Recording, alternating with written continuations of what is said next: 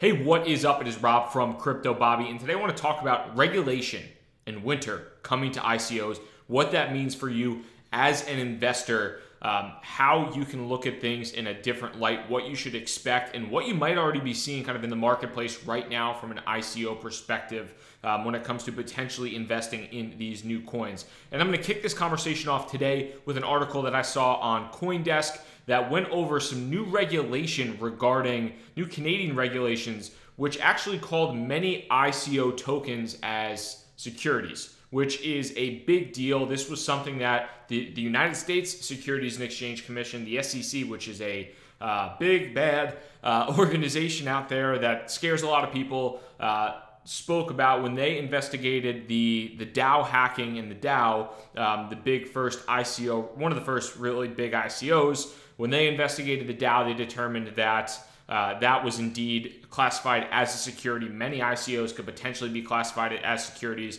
and they laid out some regulations. So this came out today, August 24th, regarding Canada's thoughts on ICO tokens.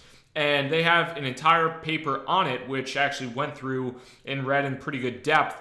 And essentially what Canada says is that, in a majority of cases, ICOs can really be considered securities. The sale of an ICO or an initial coin offering, an initial token offering, is in a lot of respects considered the sale of a security, which means it has significant regulation behind that. Not only for the people selling the tokens, so not only for the companies that are, let's just say Status or Civic, for example, Status or Civic, they both ICO'd. Not only would regulations potentially affect like a Status or a Civic, it also affects the exchanges that Status and Civic trade on. So you can consider it as Bittrex or Poloniex or Liqui, any of those exchanges that something trades on. Regulation affects them. Regulation also affects the actual investors within this cryptocurrency. So if you are investing in, if you are investing in an ICO like a Status or like a Civic or like any ICO on the planet, you could potentially be exposed to specific regulation that really might not be in place right now or might not be defined right now, but could come down like a hammer in the near future. And I think that's really interesting, and it's something that if you are investing in ICOs or if you have invested in ICOs, you do want to keep an eye on this. And I'll link to this white paper, or it's not really a white paper. I'll link to this regulatory document in this in the YouTube description, or if you're listening on the podcast, I'll link to it in the description there as well. But it's really interesting, and there's a lot of different things, from the perspective of an investor that you want to look at and you want to be aware of. And what, in some cases, you could almost say like, Canada and the SEC and a lot of these, maybe have good intentions in heart, because a lot of, what they're talking about is protecting investors from investing in things that they really don't know what they're doing. And quite frankly, there are a lot of people that are throwing a stupid amount of money into these ICOs that have literally no clue what they're doing, no clue what they are, and they're getting ripped off.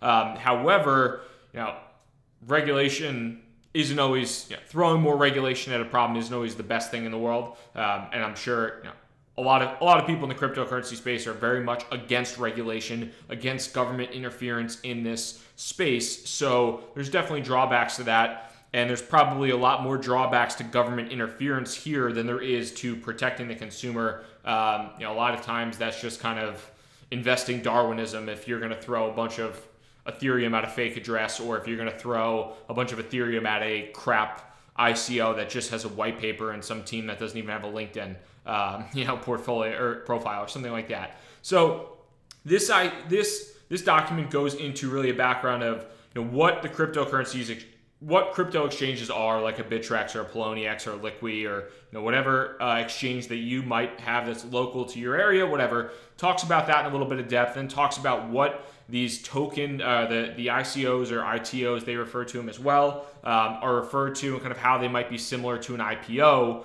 And then they talk about the trading of securities and how ICOs and how the tokens related to ICOs could potentially be labeled as securities. So And I think that in a lot of cases, there's a 4-part test that they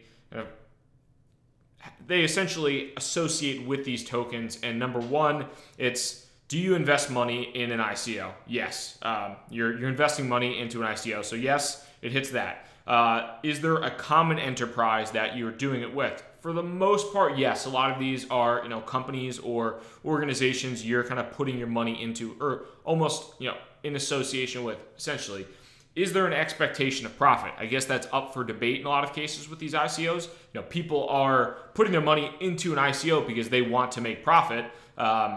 Is there an expectation there, though, of that? I don't know if there's some ICOs actually do specifically say, we're going to pay out a 1% dividend or a 10% dividend or whatever it might be. That's a security, and that's the ones you want to avoid. At least that would scare me, because they explicitly give you an expectation of profit, and that's the type of thing that regulators will probably go after first, rather than just these tokens that try to pretend like they're just these ambiguous vehicles that are really investment vehicles, but try to pretend like they're not. But the ones that explicitly say, hey, we're going to give you some type of dividend or profit sharing, I would avoid those in the future, because regulations are going to come down on those first before anything else, in my opinion.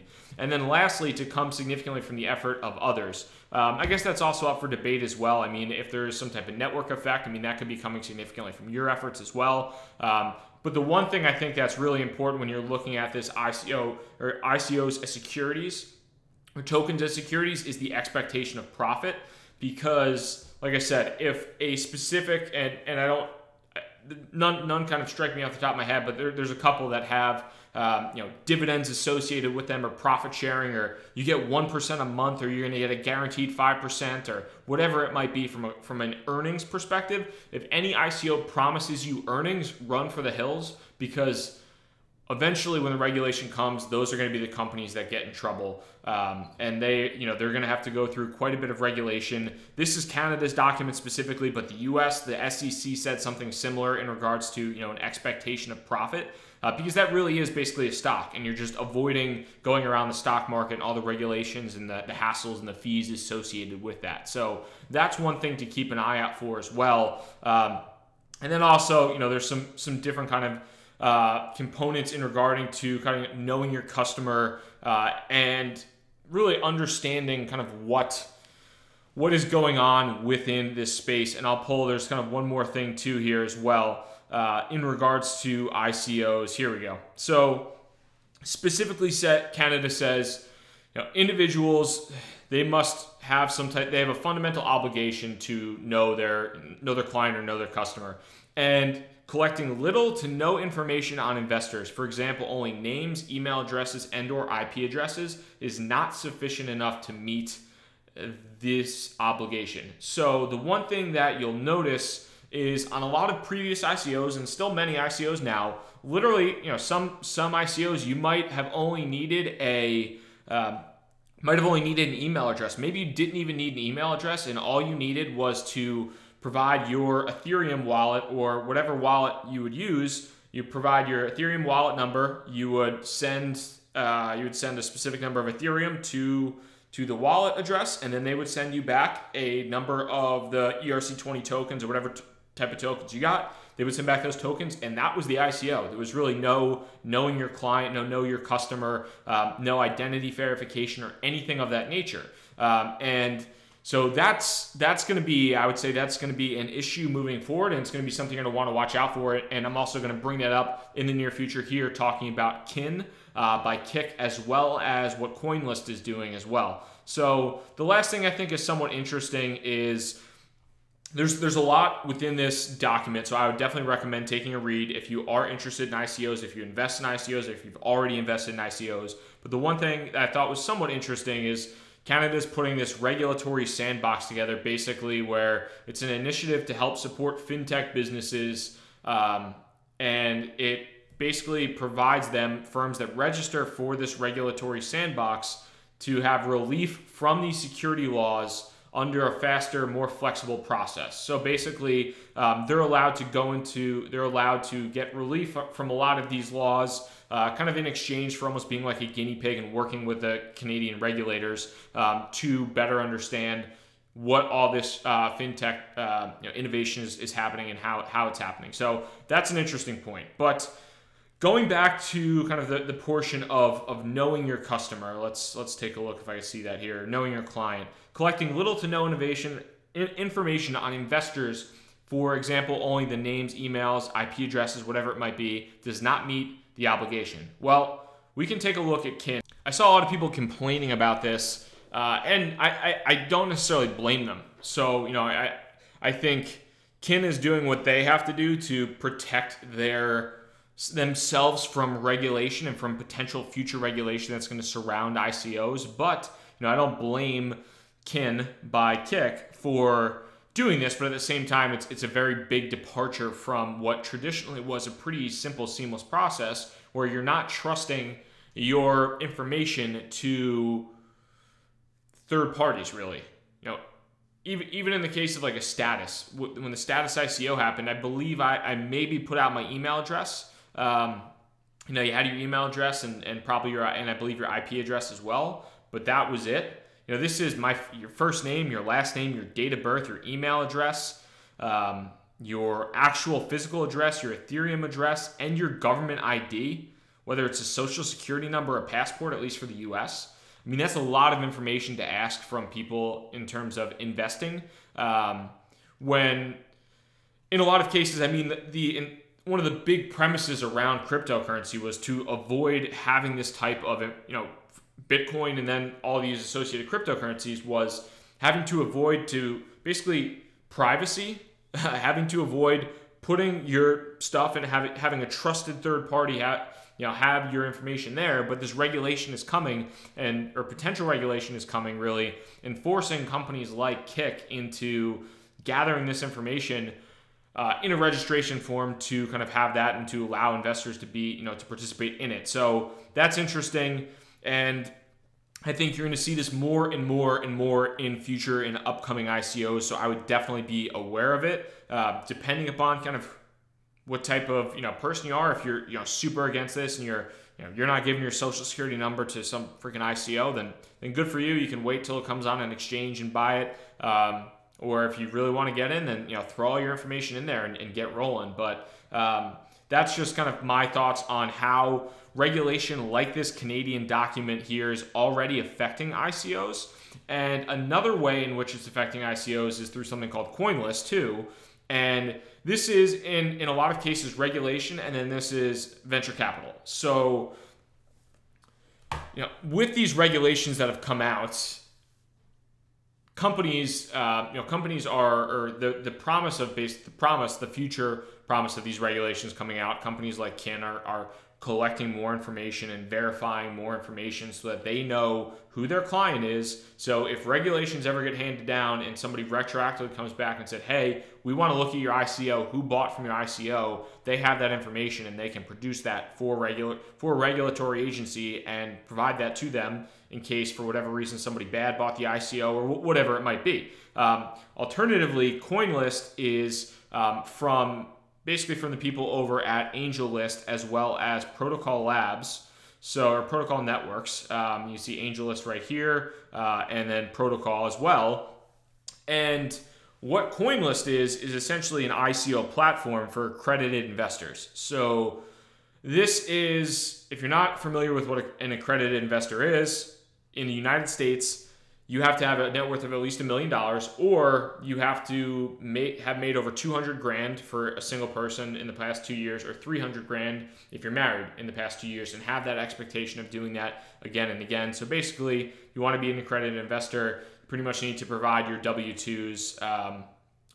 I believe CoinList requires to see that type of verification, but basically need to provide your W-2s to say, hey, I made over X amount of money, or I have X amount of money in the bank. But basically, if you're not pretty wealthy, if you're not doing pretty well for yourself, you're not an accredited investor and you can't invest in an ICO on CoinList. And one of the big ones was Filecoin, which was fairly anticipated. Filecoin was, and if you click on this button, the Invest Now button, they raised over, I believe it was $200 million in I want to say it was like 60 minutes or something like that. They raised $200 million. You can see here, literally the second it ICO'd, or the ICO began back in August, it went from 0 to 180 million, and it's kind of slowly trickled a little bit here and there. But they raised a ton of money, and a lot of that was driven by venture capital. And not only does this go into the fact of more regulation, reducing the ability for retail investors, for small investors to get in on ICOs, something like CoinList does. It opens up the door for, instead of allowing retail investors to get in, like myself, you, me, whoever, big VC firms that have all the money in the world get in on this, kind of kick you out, take all the potential gains and the profits that hopefully maybe we would make, and now those VC firms that used to be investing in Uber and in Airbnb and whatever are now investing in something like Filecoin. And so I think that's unfortunate to see, and I think that's going to continue as well. Hopefully still not as much, because I think that takes away a lot of the network effects too. I mean, if you raise $200 million, but $30 million of that is from one VC firm, granted they have a lot of power and a lot of wield in the industry, but when it comes down to network effects and who might be utilizing it, I think you might be, in the case of an ICO like a Filecoin or something like that, maybe you'd be better off having hundreds of thousands or thousands and thousands of retail investors that are in on the ground floor and actually want to promote your product a little bit more and utilize your product, rather than having one big old VC firm in there kind of getting that whole job done there. So I think that's interesting. I'm not sure if this CoinList trend, how CoinList is going to do and how they'll continue to do in the future. But I think basically this Canadian regulation, you're going to see these ICO tokens. Basically, you're going to see the ICO tokens that are going to start asking for a ton of information on registration, and they're going to potentially limit things to accredited investors, which is even worse. I would rather provide a bunch of information than I'd rather get limited to an accredited investor, because that sucks for a lot of people, and that really takes out the fun, the openness, and really just the whole spirit of cryptocurrency, where you're trying to block out these institutions, you're trying to reduce this centralization, and we're just centralizing the shit out of it now. This is basically just another, it just takes the fun out of cryptocurrency in a lot of sense. So I hope something like CoinList is in the Filecoin, and CoinList is in the minority. And if there is more regulation, I'd rather provide my passport ID number than I would rather see everybody have to be an accredited investor to invest in an ICO, because that sucks, like I said. So outside of that, I hope this video was informative for you. If you have any questions in regard to ICOs, I would definitely appreciate any questions, comments, thoughts that you have. And not a lawyer here, not a regulator. I'm just trying to decipher this information as I see it come out, and kind of how I see these trends happening in the marketplace right now. I think things are only going to get more regulated, only going to get more strict. The governments are only going to get more involved, which is unfortunate, but I guess that's life, and you gotta do what you gotta do, and hopefully that doesn't reduce the pace of innovation and kind of the interesting things that are happening with this technology. But I appreciate your time so much. Rob from Crypto Bobby. If you can hit the subscribe button, I would really, really appreciate that. I'd love you for it. Hit the notify button as well. That'd be fantastic. New content that comes out daily, as well as the live streams as well. Thank you so much for your time. Rob from Crypto Bobby. Hit that subscribe button. Signing out. Good luck buying, trading, holding, selling, whatever you're doing. I wish you the best of luck. Peace.